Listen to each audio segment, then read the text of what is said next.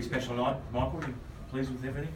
Yeah, I am. Just pleased how the boys prepared themselves, and when they first arrived in camp, they got together and worked really hard at what they wanted to achieve throughout this sort of tour, and to see them defend the way they did at the back end, that was a reflection of obviously what we spoke about right from day one. You talked a lot about the kicking game heading into tonight's game. You'd have to be pretty happy with what the boys achieved. Yeah, they did. Yeah, I mean, we're obviously talking about Benji and Sean, and Sean faced a little bit of adversity over the last couple of weeks and responded really well. I think full credit to him how he handled that moment in time, and I'm sure he's going to learn a lot from that, which he showed tonight in that first half. I mean, we didn't complete high in a few of the games, and they did that tonight, and that's obviously how you play test match footy. So the boys sort of set that game up in the first half, and we probably made it a bit tough for ourselves at times in the second half, but that was then a reflection of how the boys have come together throughout this tournament. And I think it's the relationships that these boys have got. It's something very special. I'm very fortunate to be able to coach them.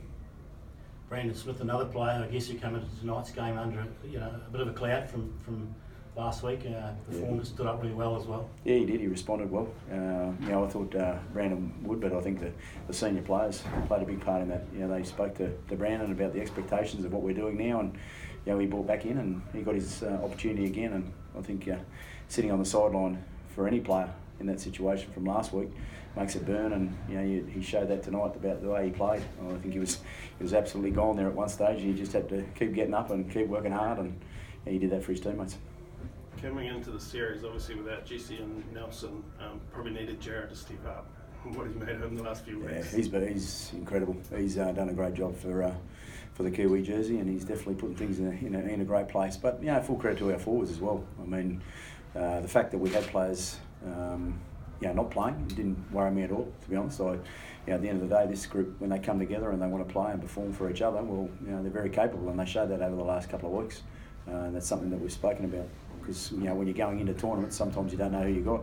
So it's about what we do as a group, and that's the main thing we spoke about. Benji coming back into the mix, I guess, on a more regular basis over the last couple of weeks. How's it feeling tonight? Yeah, just really proud of the boys.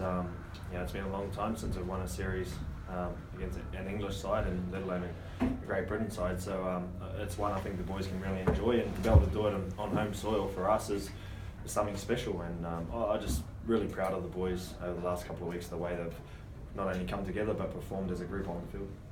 Benji, if you look at the whole game, was that you and Sean's best test together, do you think? Well, we haven't played that many, but I am really proud of Sean.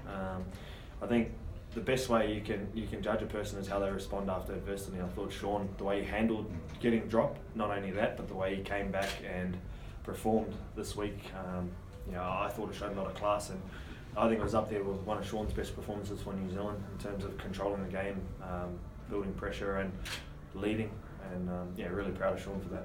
And Michael, obviously a pretty emotional game for Jermaine. He was big for you tonight. Yeah, he was. He's been enormous over the last couple of weeks. I think just to watch him grow from 12 months ago to where he is now, he's going to be one hell of a player if he keeps progressing the way he's going. And I think obviously with the family situation, it's really nice that he was able to perform the way he did, and just how proud a family man he is. It was great. I guess the emergence of some of these young guys, you've got some hard decisions for the next test. Dylan's got to come back, potentially take a spot from Jermaine, so there's some nice depth building. Yeah, it is. Yeah, it's something I've been working at along with the senior guys, but I think that's what's required at this level. I think the boys themselves are pushing the heights of where they want to get to, and I get text messages from Dallin, Jesse, and all those guys, and they're all just wishing the best for the players. So whoever wears that jersey at that moment in time, that's about what they can do in that jersey, and I'm sure the boys, when it comes to it, is that it's going to be a very competitive team, and that's what we want at this level. On that, Benji, you talk about depth. Are we at a point now where this is probably some of the best depth there's been around in the Kiwis environment, when you look at the guys that either aren't here or that are in the squad that are missing out? I think so.